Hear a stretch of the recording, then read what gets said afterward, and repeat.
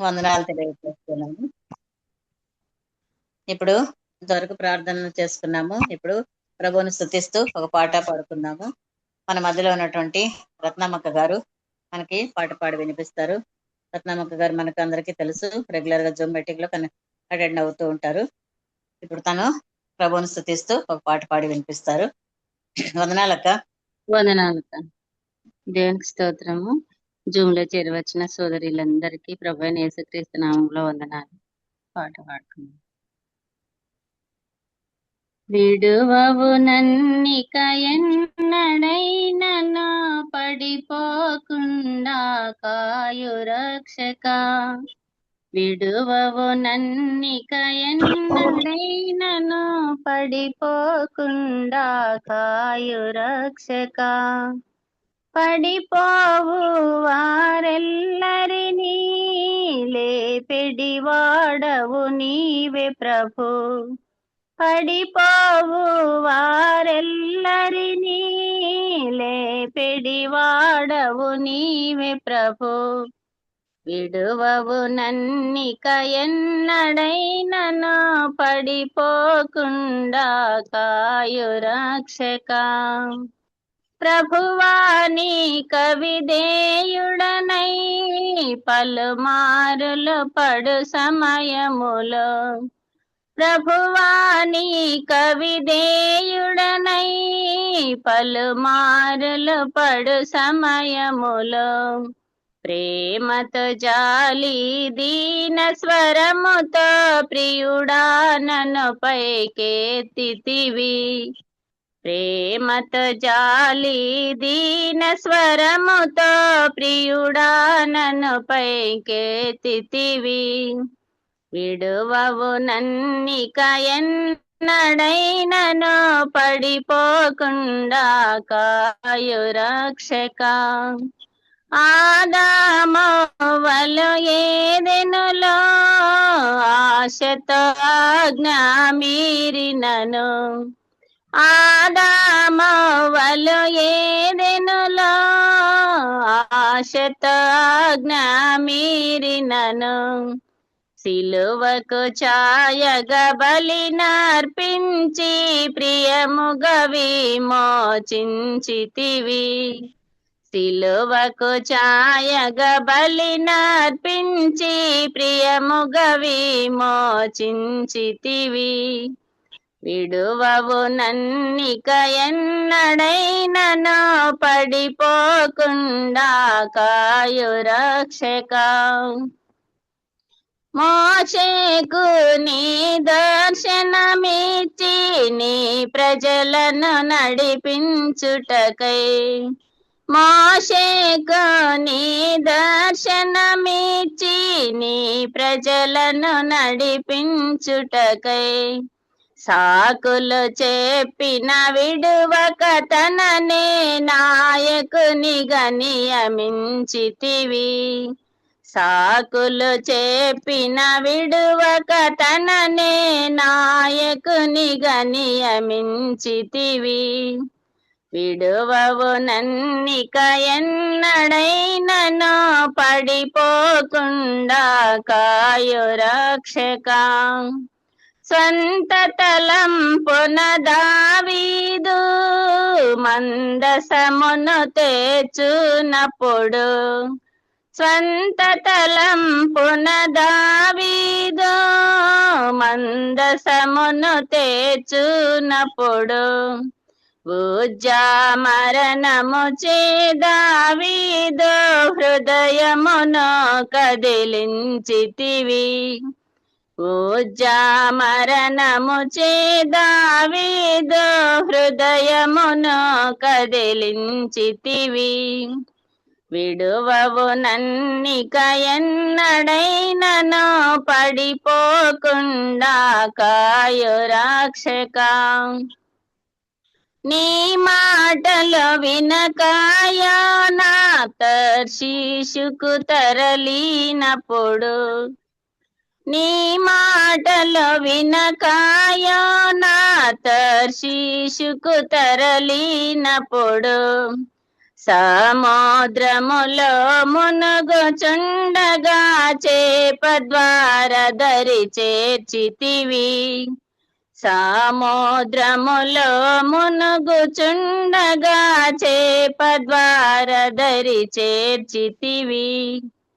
విడువవు నన్నిక ఎన్నడైనను పడిపోకుండా కాయు రక్షక. నిన్నెన్నడు ఎడబాయనని నీకముగా పేతురు పలికే. నిన్నెన్నడు ఎడబాయనని నీకముగా పేతురు పలికే. ముమ్మారు బొంకినను విడువక ప్రేమతోడ చెరదీసితివి. ముమ్మారు బొంకినను విడువక ప్రేమతోడ చెరదీసితివి. విడువవు నన్నిక ఎన్నడైనను పడిపోకుండా కాయు రక్షక. మా శక్తియు మా భక్తియు కాదు ఇలలో జీవించుట ప్రభువా. మా శక్తియు మా భక్తియు కాదు ఇలలో జీవించుట ప్రభువా. కొల్లగా నీ ఆత్మను నొసగితివి హల్లెలూయా పాడెదను. కొల్లగా నీ ఆత్మను నొసగితివి హల్లెలూయా పాడెదను. విడువవు నన్నిక ఎన్నడైనను పడిపోకుండా కాయు రక్షక. పడిపోవు వారెల్లరినీ లేపెడి వాడవు నీవే ప్రభు. పడిపోవు వారెల్లరినీ లేపెడి వాడవు నీవే ప్రభు. అన్నాలక్క. వందనాలక్క. ఎంతో చక్కటి పాట, అర్థసహితమైన పాట పాడి వినిపించినారు. నిజమే, మనల్ని నిత్యము ప్రతి క్షణము విడవకుండా పడిపోకుండా కాపాడే దేవుడు మనకు. పడిపోయే వారందరినీ కూడా లేపే దేవుడుగా ఉంటున్నందుకు ప్రభువుకు స్తోత్రం. మనం అవిధేయత జీవితం కలిగి ఉన్నా కూడా మనల్ని వదిలిపెట్టకుండా కాచే దేవుడుగా ఉంటున్నాడు. అలాగే ఈ పాటలో ఎంతో మందిని జ్ఞాపకం చేసుకున్నాం. మోషేను, దావీదును, ఉజ్జాను, ఆదామును, యోనాను, పేతురును, ఇవన్నిటిని వీరందరి గురించి కూడా మనము జ్ఞాపకం చేసుకున్నాము. శ్రేష్టమైన చక్కటి పాట పాడి వినిపించినటువంటి రత్నమ్మక్క గారికి ప్రత్యేకమైన వందనాలు తెలియజేస్తున్నాను. వందనాలక్క. వందనాలక్క. వందనాలు. అలాగే ఇప్పుడు మన మధ్యలో ఉన్నటువంటి డాక్టర్ విక్టోరియా రిచర్డ్ గారు మనకు వాక్య సందేశాన్ని అందిస్తారు. డాక్టర్ విక్టోరియా రిచర్డ్ గారు మనకు సుపరిచితులే. ఇంతకు ముందు కూడా మనతో సాక్ష్యము అలాగే వాక్యం కూడా పంచుకున్నారు మనకందరికి. తను వీడియో చూస్తే మీకు అర్థమై ఉంటుంది. కాబట్టి ఇప్పుడు తను మన మధ్యలో ఉన్నారు, మనకి వాక్య సందేశాన్ని అందిస్తారు. దయచేసి మీ సెల్ ఫోన్లు అందరూ మ్యూట్ లో పెట్టుకొని జాగ్రత్తగా వాక్యాన్ని వినాలని కోరుతున్నాను. వందనాలు సిస్టర్. సిస్టర్, దేవుని బిడ్డలందరికీ ప్రభు నామన వందనాలు చెప్తున్నాను.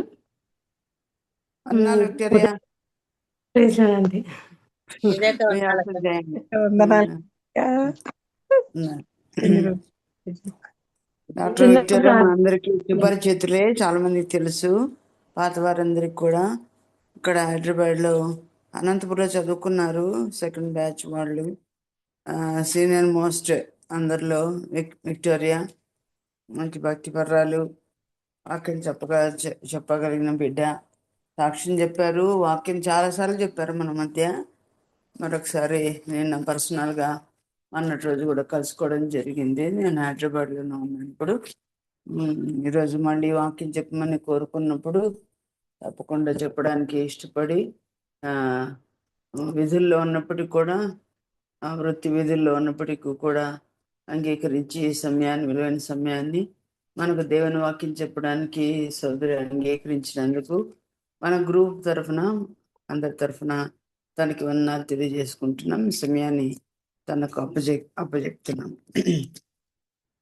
అన్నాను నాన్న. నాకు ఈ Carry on. అవకాశాన్ని ఇచ్చిన థ్యాంక్ యూ అండి.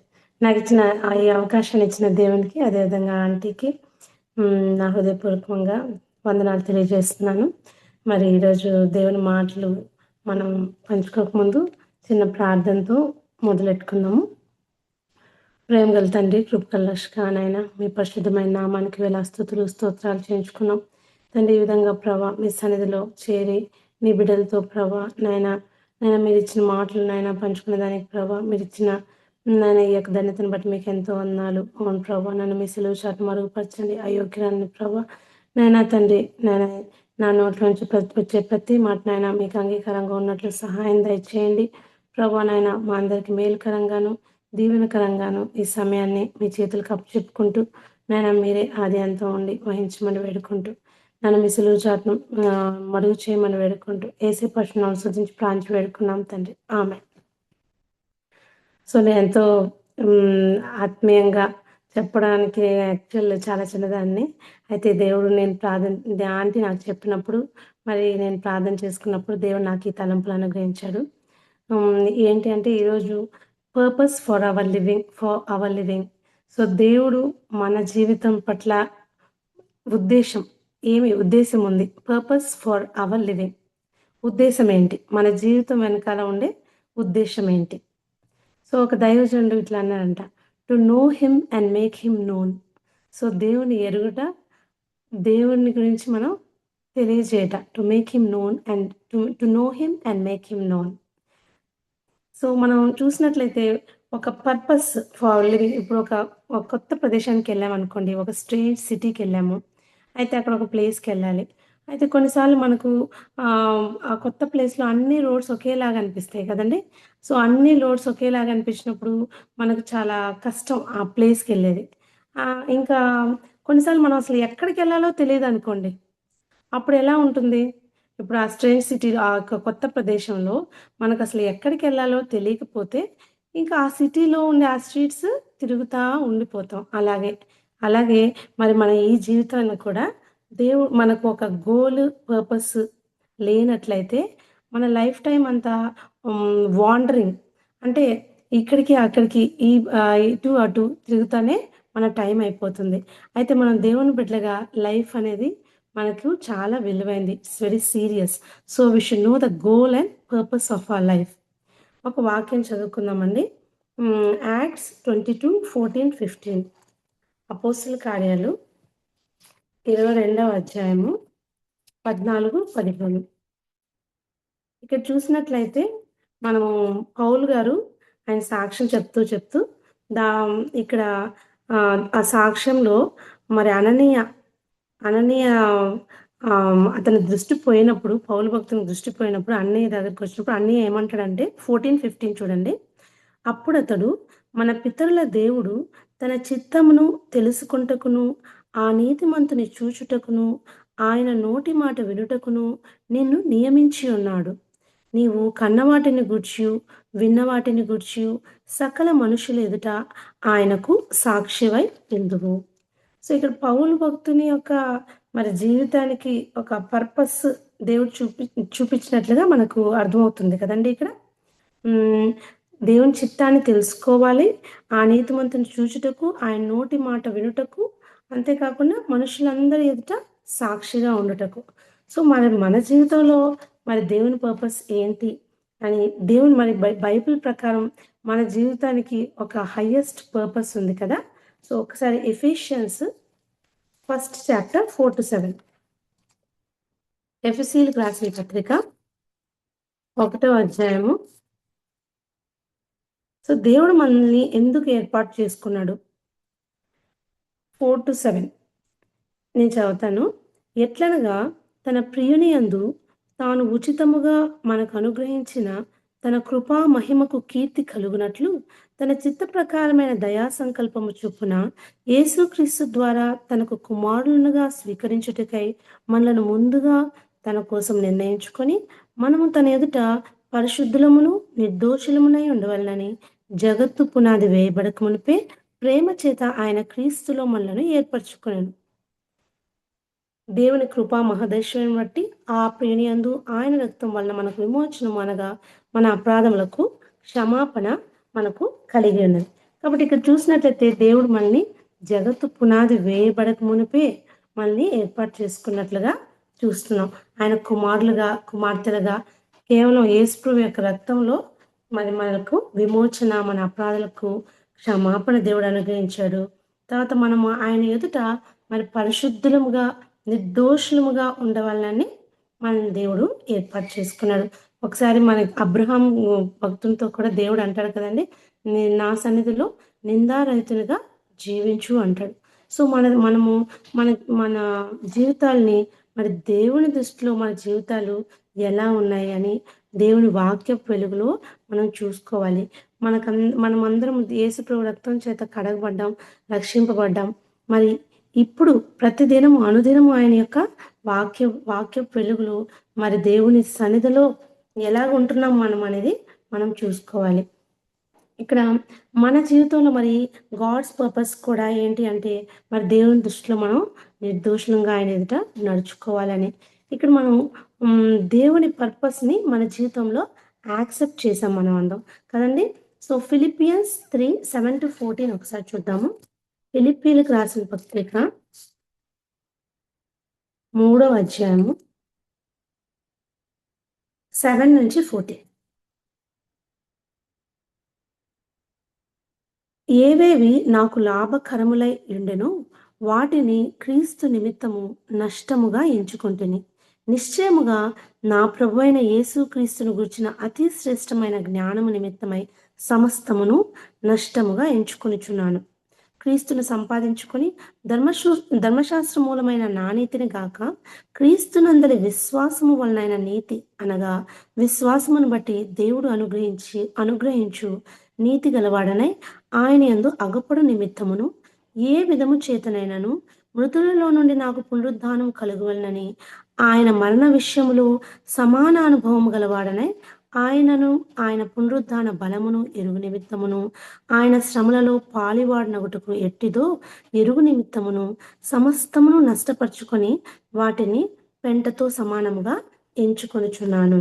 సో ఇక్కడ దేవుని భక్తుడు చూసినట్లయితే క్రీస్తు నిమిత్తమై నాకేమేమైతే లాభకరములై ఉన్నాయో వాటన్నిటినీ నష్టముగా ఎంచుకుంటుని అంటాడు కదండి. కాబట్టి మనం దేవుని బిడ్డలుగా మరి దేవుని పర్పస్ మన జీవితంలో మనం యాక్సెప్ట్ చేసిన బిడ్డలుగా మరి మనకి ఏమైతే లాభకరములై ఉన్నాయో అవన్నీ మరి లోకంలో ఉన్నదంతా శరీరాశ, నేత్రాశ, జీవపుడంబం అనేది కదండి. ఇంకా ఏమైతే మన దేవుని పునరుద్ధాన బలం ఎరుగు నిమిత్తము సమస్తము నష్టపరుచుకొని వాటిని పెంటతో సమానంగా ఎంచుకొంచున్నాను అంటాడు.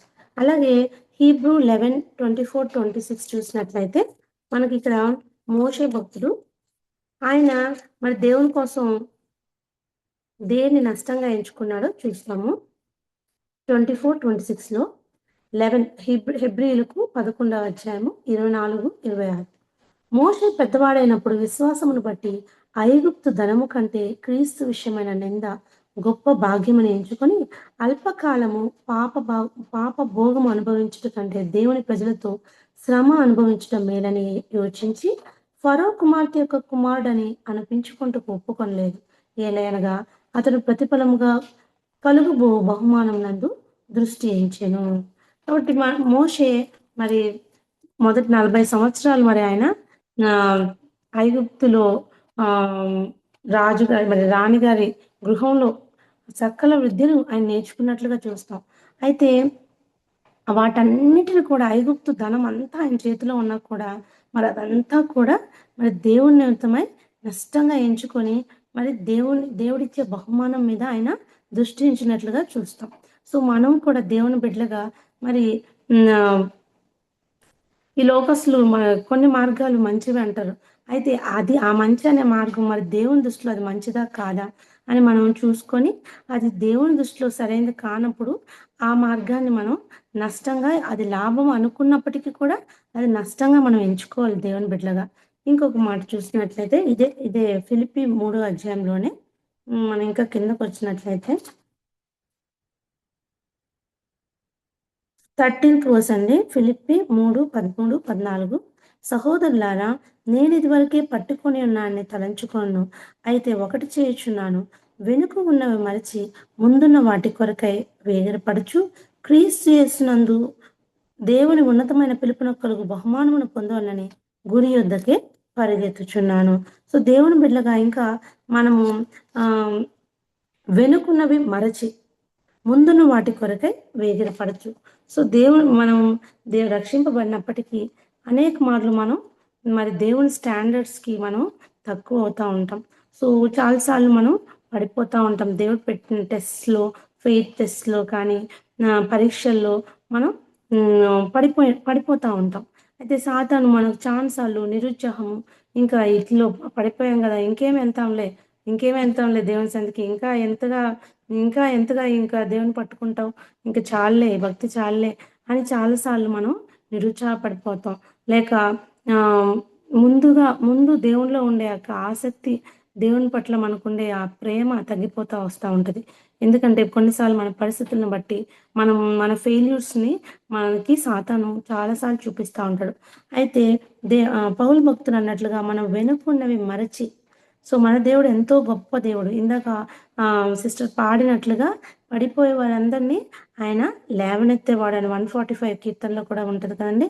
సో మనము దేవుడు మళ్ళీ తిరిగి లేపేవాడు. మన పట్ల కంప్లీట్గా దేవుడు మన సాక్ష్యం కొన్నిసార్లు దెబ్బతిన్నప్పటికీ అయినా దేవుడు తిరిగి మళ్ళీ రెస్టోర్ చేసేవాడు. కాబట్టి మనం వెనుకున్నవన్నీ మరిచి మనం దేవుడిచ్చే బహుమానం చూస్తా ముందుకి పరిగెత్తే బిడ్డగా ఉండాలి.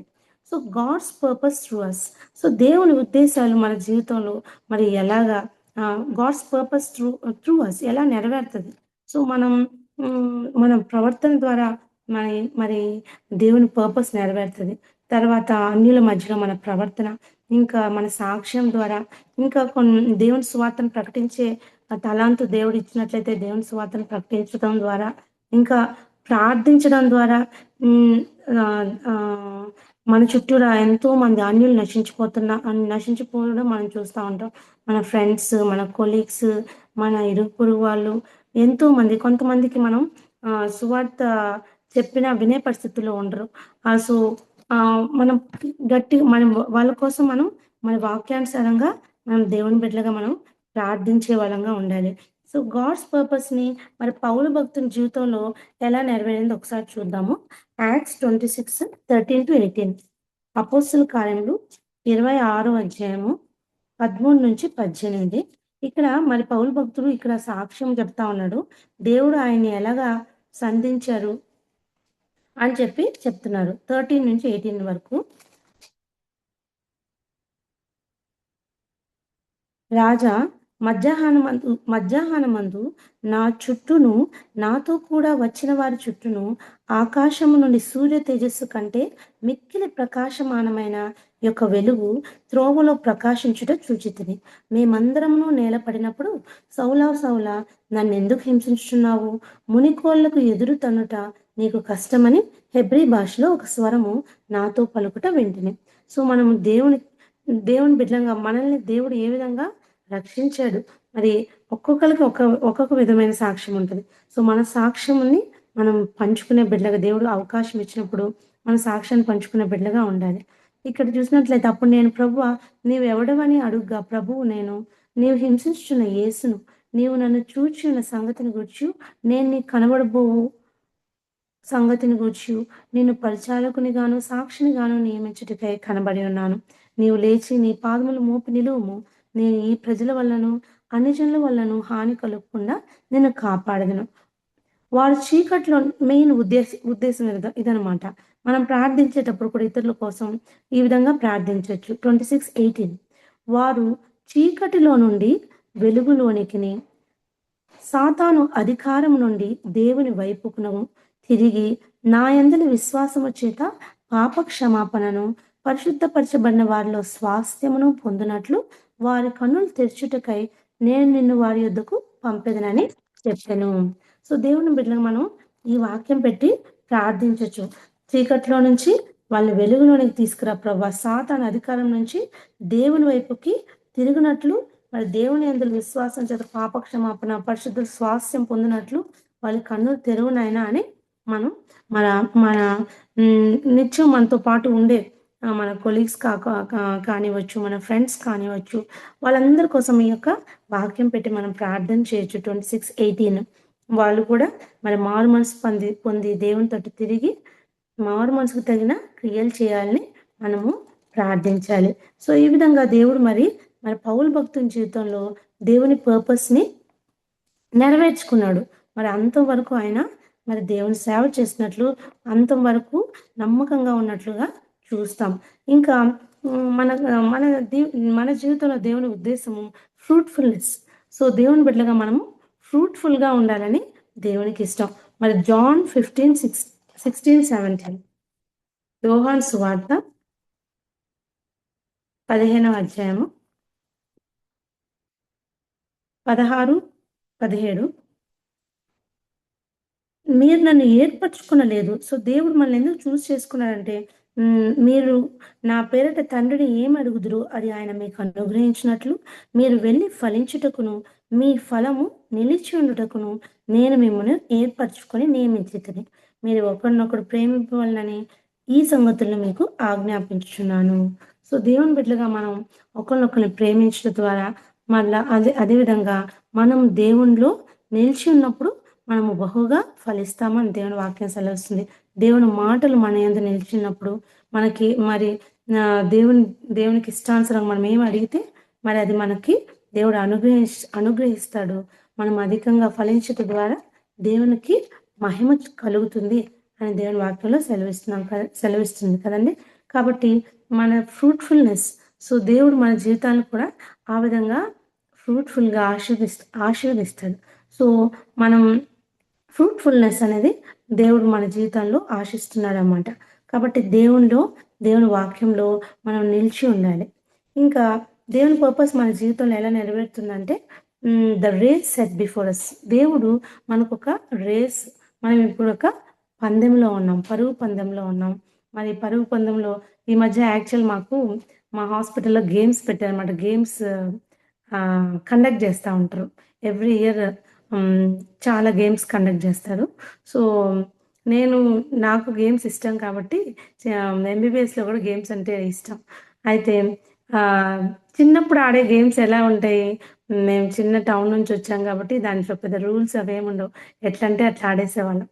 అయితే ఇప్పుడు ఈ టోర్నమెంట్స్ ఏంటంటే చాలా రూల్స్, సిటీలో కాబట్టి అంత రూల్స్ ప్రకారం ఉంటుంది అనమాట గేమ్.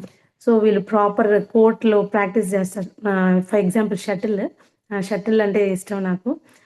సో షటిల్ అంటే దాంట్లో చాలా రూల్స్ ఉంటాయి. సో దానికి ముందే వీళ్ళు కోర్ట్స్ బుక్ చేసి ప్రాక్టీస్ చేయాలి. ఇంకా యాక్చువల్ నాకు ఈ యొక్క మంత్లో దేవుడు ఎట్లా కాపాడాడంటే, ఒక యాక్సిడెంట్ నుంచి దేవుడు కాపాడాడు. ఇట్లాగే రోజు గేమ్స్ వెళ్తా ఉన్నాం మేము. త్రో బాల్ అని ఎవ్రీ వీక్ ఒక గేమ్ కండక్ట్ చేస్తుంటారు. అయితే బైక్లో వెళ్తా ఉన్నాను నేను స్పీడ్గా. అది ఎందుకో మొత్తానికి బండి స్కిడ్ అయింది. చాలా ఫోర్స్ఫుల్గా నేను అక్కడ ఒక సైడ్ కానీ రోడ్కి ఒక చిన్న కొంచెం బండల్ స్టోన్స్ ఉన్నాయి, దాని మీద పడిపోయాను. అది ఎంత ఫోర్స్గా పడ్డానంటే మొత్తం గీక్కిపోయింది అన్నమాట. హెల్మెట్ ఉండడం వల్ల ఫేస్కి ఏం అవ్వలేదు, అది ఫ్రంట్ పార్ట్. తర్వాత ఇంకా దెబ్బలన్నీ అయిన తర్వాత, ఫస్ట్ దెబ్బలు తగిలిన తర్వాత నొప్పి వచ్చినప్పుడు సిలువ గుర్తొస్తుంది కదండి, అట్లాగే నాకు దేవుని సిలువ గుర్తొచ్చింది. నాకు చాలా గీక్కోవడం వల్ల అక్కడంతా రెడ్డిష్ బ్లడ్ కూడా వచ్చింది. అయితే దేవుడి దల్ల ఏం అవ్వలేదు, ఏదో రిబ్ ఫ్రాక్చర్ ఏదో అయింటుంది అనుకున్నా, కానీ దేవుడి దల్ల ఏం అవ్వలేదు. చాలా పెయిన్ ఉన్నింది, అయితే ఏం అవ్వలేదు. అలాగే గేమ్స్ ఆడుతూ వచ్చాము. నెక్స్ట్ 1 డే తర్వాత గేమ్ ఉన్నింది, 2 days తర్వాత అది కూడా దేవుడు ఆడడానికి హెల్ప్ చేశాడు. తర్వాత అట్లా దేవుడు ఇంకో లైఫ్ ఇచ్చినట్లు అయిందనమాట. దేవుని వీపంతా దున్నపడింది అంటాం కదా. సో ఆ బాధలోంచి వెళ్ళినప్పుడు అర్థమవుద్ది, అవన్నీ హీల్ అయ్యేదానికి లిటరల్గా ఒక మోర్ దెన్ 1 week పట్టిందనమాట నాకు, పెయిన్స్ అవన్నీ తగ్గేదానికి. సో దేవుడు ఆయన బిడ్డల్ని కాపాడుతాడు. నేను ఎందుకు ఆ మాట అన్నానంటే, the race set before us చెప్పేదానికి. సో నెక్స్ట్ ఒక షటిల్ వచ్చిందనమాట. ఆ షటిల్కి ఏంటంటే అందరూ చాలా స్కిల్డ్, అందరూ చక్కగా ఆడేవాళ్ళు, అన్ని టీమ్స్లో ఉండేవాళ్ళు చాలా ఎక్స్పర్ట్సే అనమాట, అందరూ బాగా ఆడేవాళ్ళు. అయితే ప్రతిదానికి మనం మన న్యాచురల్ ఇదేంటి టెండెన్సీ, అపోనెంట్ ఎలా ఉన్నాడు భయం వేస్తుంది వాళ్ళని చూసి.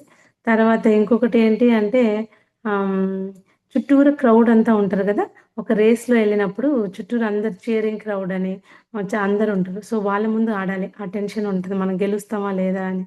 అయితే ఆ రోజు నా పొద్దున్నే నా వాక్యం ఏంటి అంటే Psalm 29 అనమాట. The lord gives strength to his people and blesses his people with peace అని. సో నేను అనుకున్న దేవుడు నాకు స్ట్రెంగ్త్ ఇస్తాడు, పీస్ ఇస్తాడు అని చెప్పి, అంటే విన్నర్ అవ్వాలనేసి అనమాట నా ప్రేయర్. అలాగే మళ్ళీ భయం వేసి Samuel 17 కూడా చదువుకున్నాను. సో దాంట్లో కూడా ఒక వాక్యం ఉంటుంది కదా, the lord who has delivered me from the paw of the lion and paw of the bear will also deliver me from the hand of this Philistine అని. సో ఆ రెండు వాక్యాలు పెట్టుకొని మొత్తానికి దేవుడు విన్నర్స్ ఇచ్చాడు అనమాట మాకు. సో ఇదంతా ఎందుకు చెప్తున్నా అంటే the race set before us. మనం ఇప్పుడు ఇది జస్ట్ ఆఫ్టర్ ఆల్ ఒక ఈ లోకంలో ఒక గేమ్ అంతవరకే, వాళ్ళు ఇచ్చే ప్రైజ్. అయితే మనం పరిగెత్తేది ఏంటంటే దేవుడు ఈ లైఫ్ అనే పరుగు పందెం.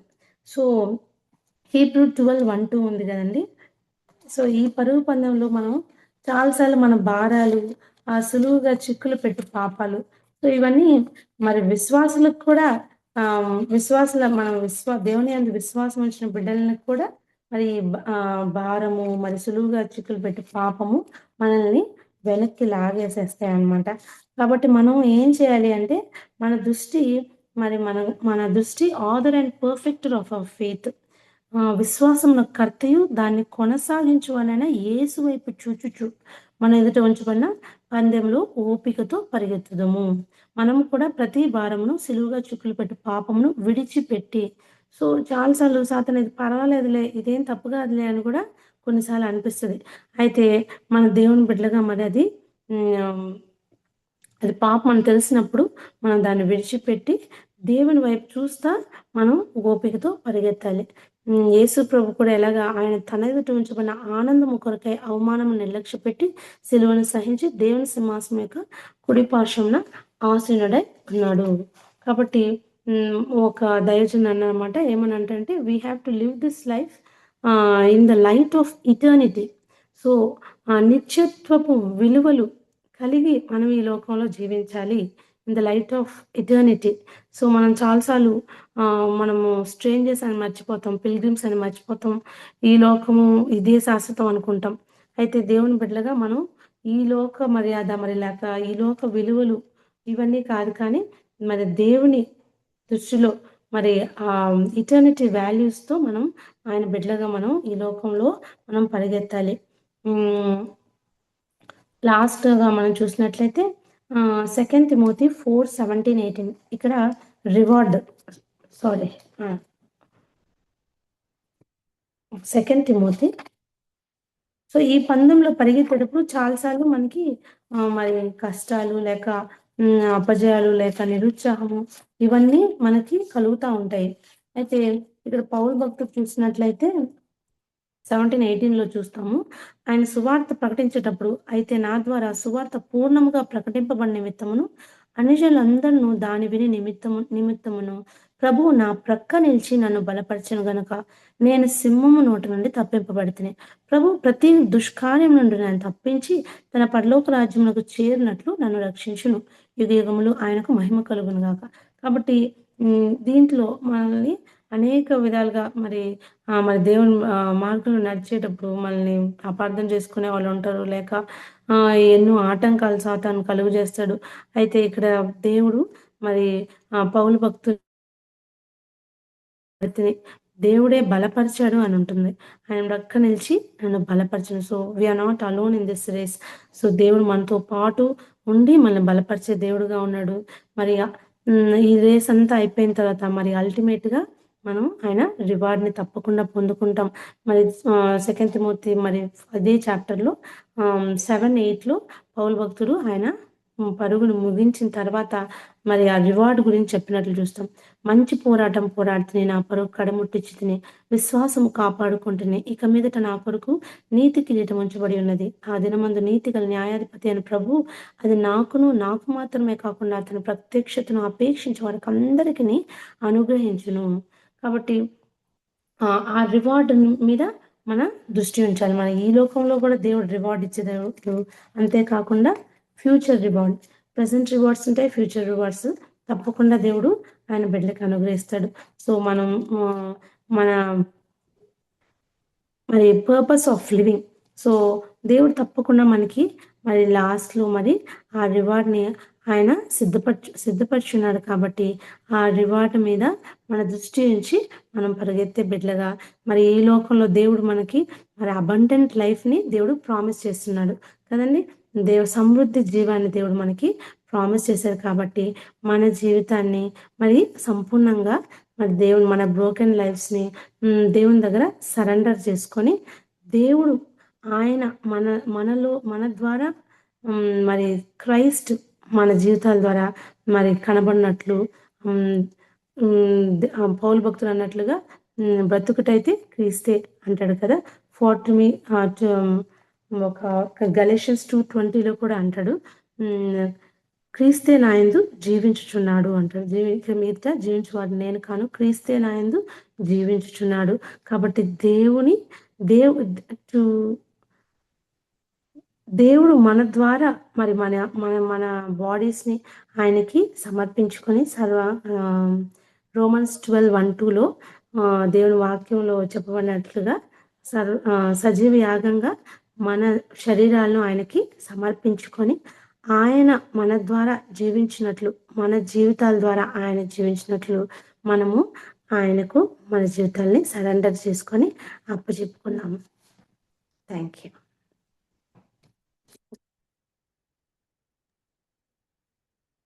ఇంకా చాలా టైం ఉంది సిస్టర్. 4:36 అయింది. 5:10 వరకు చెప్పచ్చు. ఇంకా టైం ఉంది. సో అబండెంట్ లైఫ్ అంటే మనకు కొలోషియన్స్ 3rd చాప్టర్ ఒకసారి చూద్దాము. 3rd చాప్టర్ 1-17 ఒకసారి చదవరా?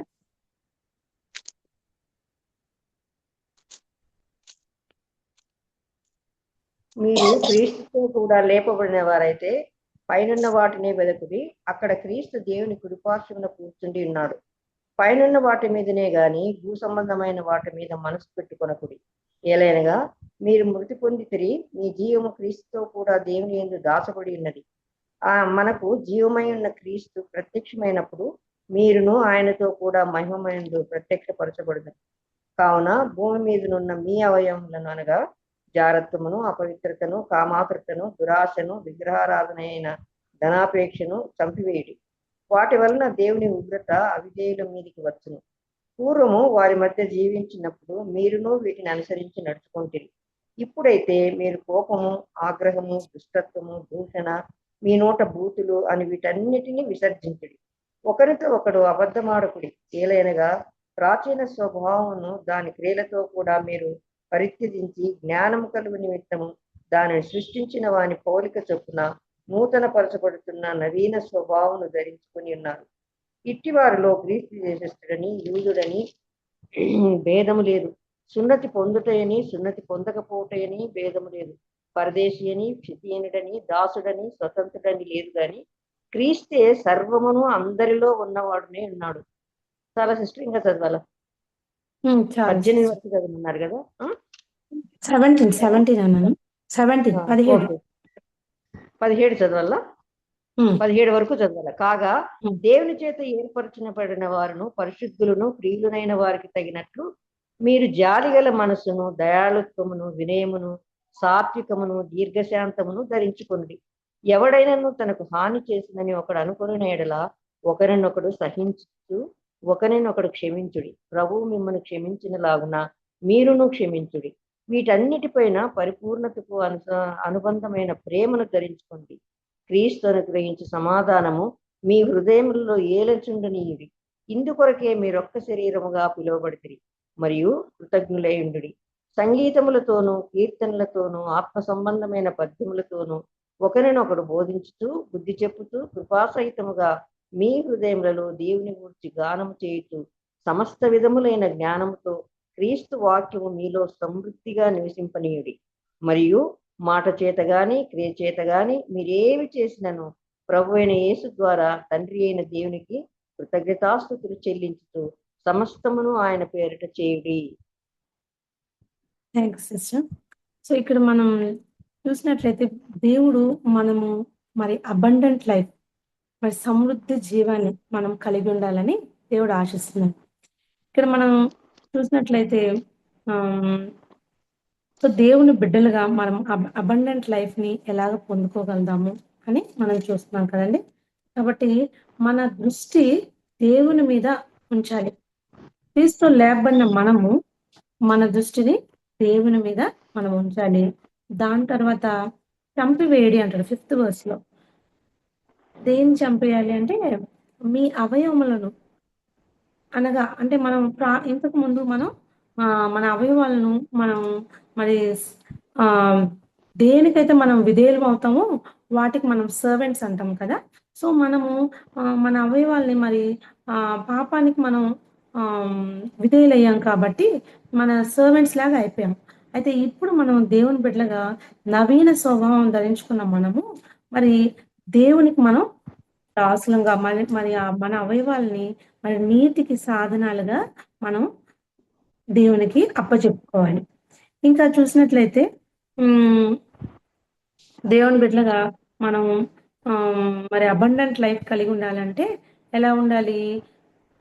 దేవుని కూర్చిన వాక్యం మన హృదయాల్లో సమృద్ధిగా నివసింపనీయుడి అంటాడు. దేవుని వాక్యాన్ని మన హృదయాల్లో మరి సమృద్ధిగా ఉన్నప్పుడు మన దేవుని బిడ్డలుగా మనం అబండెంట్ లైఫ్ ని కలిగి ఉంటాం. అదేవిధంగా జాన్ 10:10 ఒకసారి చూద్దాము. యోహాను సువార్త 10:10.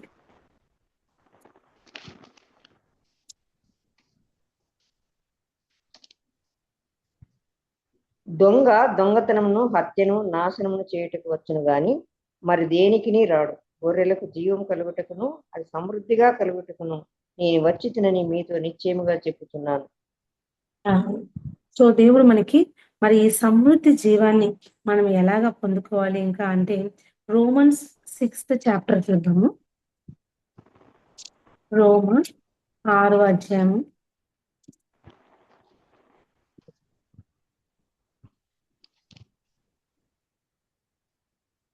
నేను చదువుతాను.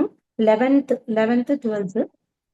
అటువలే మీరును పాపము విషయమై మృతులుగాను దేవుని విషయమై క్రీస్తు యేసునందు సజీవులుగాను మిమ్మును మీరే ఎంచుకొనుడి. కాబట్టి శరీర దురాశలకు లోబడినట్లుగా చావునకు లోనైన మీ శరీరమందు పాపమును ఏలనీయకుడి. సో దేవుని బిడ్డలుగా మనం క్రీస్తు యేసునందు సజీవులుగా మనల్ని ఎంచుకోవాలి. తర్వాత 13th verse చూసినట్లయితే మరియు మీ అవయవములను దుర్నీతి సాధనములుగా పాపములకు అప్పగింపకుడి. అయితే మృతుల్లో నుండి సజీవులు అనుకుని మిమ్మల్ని మీరే దేవునికి అప్పగించుకొనుడి. మీ అవయవములను నీతి సాధనములుగా దేవునికి అప్పగించుడి. సో మనం చాలాసార్లు మనం మంచిగా ఉండాలి లేక మనం ఇది చేయకూడదు. పౌలు భక్తులు అంటారు కదండి ఒక దగ్గర రోమన్స్ 7th chapter లాస్ట్ లో అంటాడు. 7th chapter లాస్ట్ లో 23rd 24th. అయ్యో నేనెంత దౌర్భాగ్యుడను, ఇట్టి మరణమునకు లోనగు శరీరం నుండి నన్నెవడు విడిపించును. ఇంకా ముందు 20th verse నేను 19th verse అండి. నేను చేయగోరు మేలు చేయక చేయగోరని కీడు చేయుచున్నాను. 20th నేను కోరని దాన్ని చేసిన దాన్ని చేయనది నా యందు నివసించు పాపమే కానీ ఇకను నేను కాదు. కాబట్టి దైవజనుడు కూడా ఏమంటారంటే మరి నేను ఏదైతే చేయాలనుకున్నానో అది చేయలేకపోతున్నాను, ఏది చేయకూడదు అనుకున్నానో అది చేస్తున్నాను అంటారు. కాబట్టి మన సొంత శక్తి అనేది మనకు సరిపోదు. కాబట్టి మనము దేవునికి మనము సరెండర్ చేసుకోవాలి అని దేవుని వాక్యం చెప్తా ఉంది. సో మన అవయవాల్ని మరి దేవునికి అప్పచెప్పాలి, సరెండర్ చేసుకోవాలి, నీతికి సాధనాలుగా దేవునికి అప్పచెప్పాలి. ఇంకా అంతేకాకుండా మనము మన ప్రాచీన స్వభావము అది క్రీస్తు కూడా సిలువ వేయబడిందని మనము ఎరగాలి, ఎంచుకోవాలి అని మనకి రోమన్స్ 6th chapter ఉంటుంది.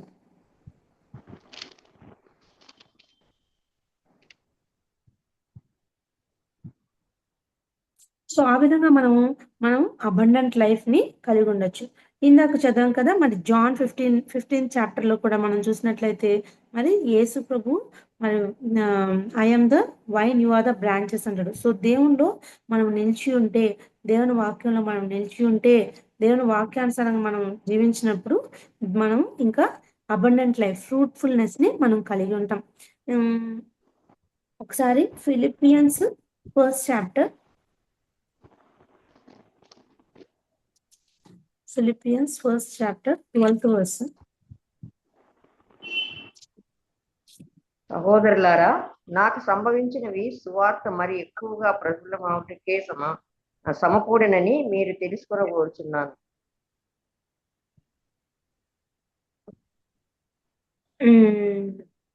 ఒక్క నిమిషం.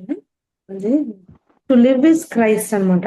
సో నా మట్టుకైతే బ్రతుకుట క్రీస్తే, బతుకుట క్రీస్తే, చావైతే లాభం.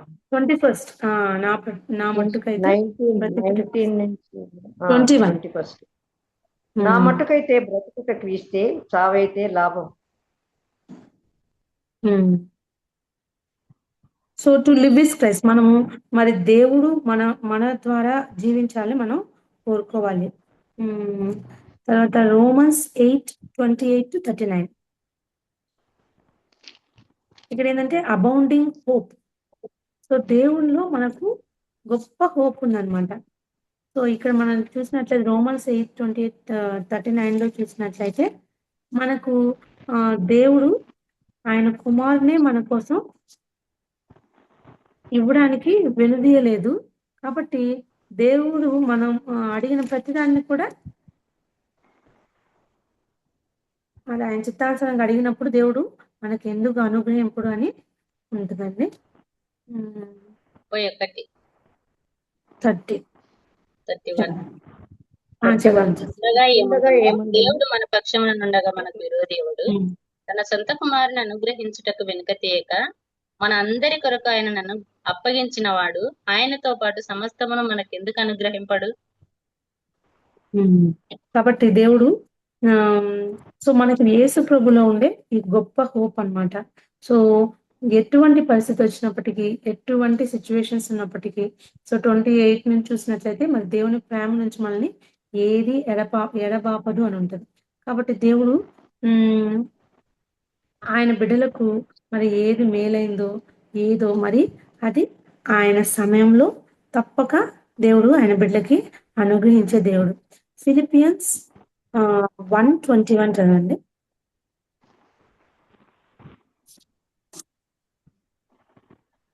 నా మట్టుకైతే బ్రతుకుట క్రీస్తే, చావైతే లాభం. గలేషియన్స్ 2:20. మీ క్షేమం విషయమై నిజముగా చింతించువాడు అతని వంటి వాడు ఎవడను నా యొద్ద లేడు. గలేషియన్స్ 2:20. గలేషియన్స్ గలతీయులకు 2:20. నేను క్రీస్తుతో కూడా సిలువ వేయబడి ఉన్నాను, ఇకను జీవించువాడని నేను కాను, క్రీస్తే నా యందు జీవించుచున్నాడు. నేనిప్పుడు శరీరమందు జీవించుచున్న జీవితము నన్ను ప్రేమించి నా కొరకు తను తాను అప్పగించుకున్న దేవుని కుమారుని అందరి విశ్వాసం వలన జీవించుచున్నాను. కాబట్టి పౌలు భక్తుడు చూసినట్లయితే మన గ్రేటెస్ట్ రెస్పాన్సిబిలిటీ ఏంటి అంటే to let Christ live in you. So దేవుడు మన ద్వారా జీవించేదానికి మనం అనుమతించడం అని ఒక దేవుని భక్తులు అన్నారనమాట. కాబట్టి సో మన ఎఫర్ట్స్ తో మనం జీవించలేము. కాబట్టి మనం సంపూర్ణంగా దేవునికి మనం అప్పచెప్పు. The key to abundant living ఏంటి అంటే సరెండర్ ఆల్ ఆఫ్ యూ అంటే మనం అంతటినీ దేవునికి మనం సరెండర్ చేసుకోవడం. తర్వాత పౌలు భక్తులు అన్నట్లుగా I am crucified with Christ. So నా ప్రాచీన స్వభావం క్రీస్తు కూడా సిలువ వేయబడింది అని మనం ఎరగడం. So the Lord Jesus Christ wants to live through you. Your greatest responsibility is to let him. So ఆయన మన ద్వారా మరి మన చుట్టూరు వాళ్ళకి మన ద్వారా మరి మనల్ని దేవుడు వాడుకొని మన ద్వారా ఆయన్ని కనపరుచుకోవాలని దేవుడు అనుకుంటున్నాడు. కాబట్టి సంపూర్ణంగా మనం మరి దేవునికి సరెండర్ చేసుకోవడం వల్ల మన అబండెంట్ లైఫ్ మన జీవితంలో మనం కలిగి ఉండడం వల్ల, ఫ్రూట్ఫుల్నెస్ కలిగి ఉండడం వల్ల, మరి సరెండర్ లైఫ్ కలిగి ఉండడం వల్ల, మరి ఎటర్నల్ వాల్యూస్తో మనం ఈ లోకంలో జీవించడం ద్వారా దేవుడు తప్పకుండా మరి ఆయన మహిమ పొందుతాడు. అదేవిధంగా మన మన జీవితంలో మరి దేవుని యొక్క పర్పస్ నెరవేరుతుంది.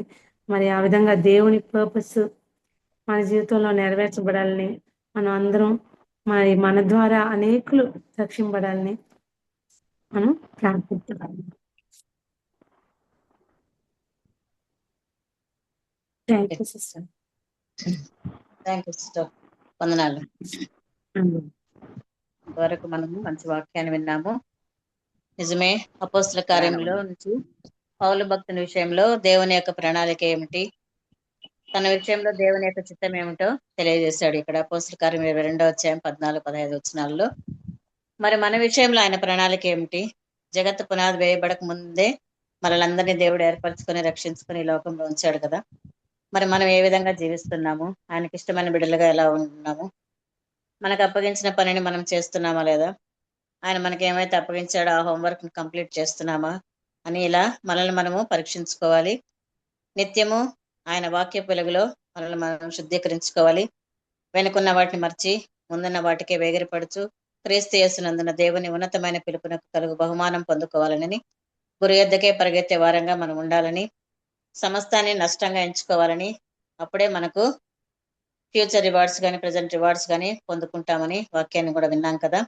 అలాగే అబాండెంట్ లైఫ్ గురించి కూడా మనము కొన్ని విషయాలు మనం నేర్చుకున్నాము. అంటే సమృద్ధి జీవం ఎలా పొందుకోవాలి అని, మనము నవీన స్వభావాన్ని ధరించుకొని నీతిని సాధనలుగా మనల్ని మనము దేవునికి అప్పగించుకోవాలని, మన ప్రాచీన స్వభావం కలిగి ప్రాచీన స్వభావాన్ని క్రీస్తుతో కూడా సెలవు వేయబడిందని మనం గ్రహించుకోవాలి. కాబట్టి నూతనమైన జీవితాన్ని మనం జీవించాలి, ప్రభువుతో సహవాసం చేస్తూ జీవించాలని ఇంకా ఎన్నో విషయాలు మనము ఇంతవరకు విన్నాము. శ్రేష్టమైన వాక్య సందేశాన్ని అందించినటువంటి డాక్టర్ విక్టోరియా రిచర్డ్ గారికి హెస్తర్ ప్రేయర్ వారియర్స్ తరఫున ప్రత్యేకమైన వందనాలు తెలియజేస్తున్నాను. వందనాలు సిస్టర్. వందనాలు. కెజక్క వందనాలు అక్క.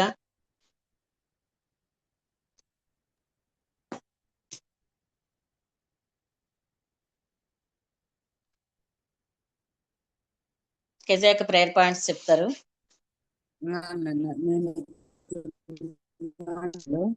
నాకేం తెలియదు. రేపు మీరు కనుక్కొని చెప్తాను. దేవుని చిన్నది రేపు రాత్రి బయలుదేరి అన్నాడు ఇప్పుడు చేస్తాను. ఇంకా వినపడలేదు అక్క. నేను హైదరాబాద్ లో ఉన్నాను, నాకేం తెలియదు. ప్రేయర్ పాయింట్స్ మీరు కనుక్కొని ఇప్పుడు మంచిది. దేవుని చిన్నది రేపు రాత్రి బయలుదేరి బర్నాడు వచ్చారు కానీ దేవుని ప్రత్యేకమైన ప్రార్థనా అంశాలు ఏమైనా ఉంటే దయచేసి పంచుకుంటారు. ఎవరన్నా చెప్తే ప్రార్థన చేస్తారు.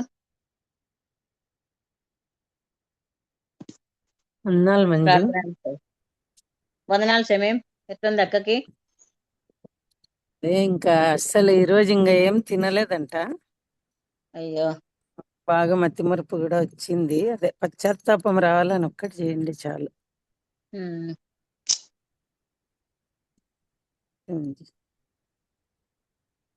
మతిమరుపు వచ్చేసింది అంటున్నా, మరి ఇంకే ఎట్లా తను గుర్తుపెట్టుకుంటా? ఏం గుర్తుండట్లేదంట. అదే మరి నేనే పొద్దున్న చేస్తే ఎంతసేపు మాట్లాడి చిన్నగా ఏం తిన్నావంటే ఏం తినబుద్ధి కాలేదు అని. ఇక్కడ ఇంట్లోనే ఉందా సమయం? ఇంట్లోనే ఉంది మంజు. నిన్న హాస్పిటల్ వింటే అడ్మిట్ చేసుకోలేదంట. ఇంట్లోనే సెలైన్ పెట్టించారు నిన్న. ఓకే.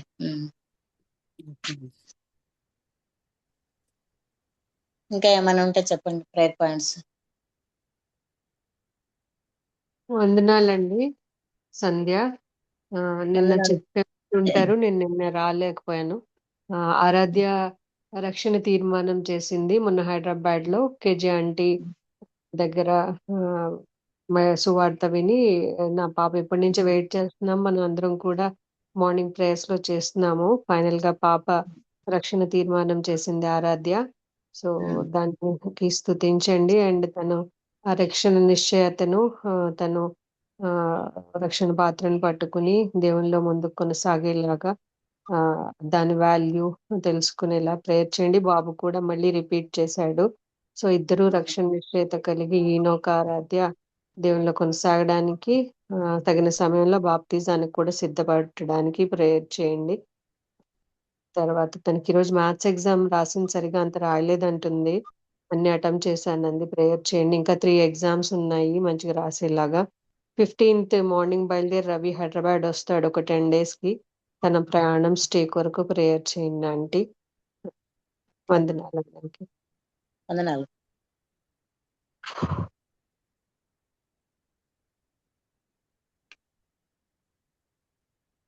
నాకు మళ్ళీ ఇంకా ఏమైనా prayer బ్లీడింగ్ points? సిస్టర్, నాకు కూడా బాగా పీరియడ్స్ తగ్గి వెంటనే లాస్ట్ డే బ్లీడింగ్ ఎక్కువైంది. నేను రాత్రి మెడిసిన్ వేసాను, తగ్గింది, కానీ బాగా పొట్టంతా ఉబ్బి నొప్పిగా ఉంది. నడవడం కష్టంగా ఉంటుంది. లోపల ఏముందో తెలీదు. గైనక్ ని కలవాలి. ప్రేయర్ చేయండి దేవుడు నన్ను హీల్ చేసేలా. Okay sister. Okay, thank you. ఇంకా ఏమైనా ప్రేయర్ పాయింట్స్?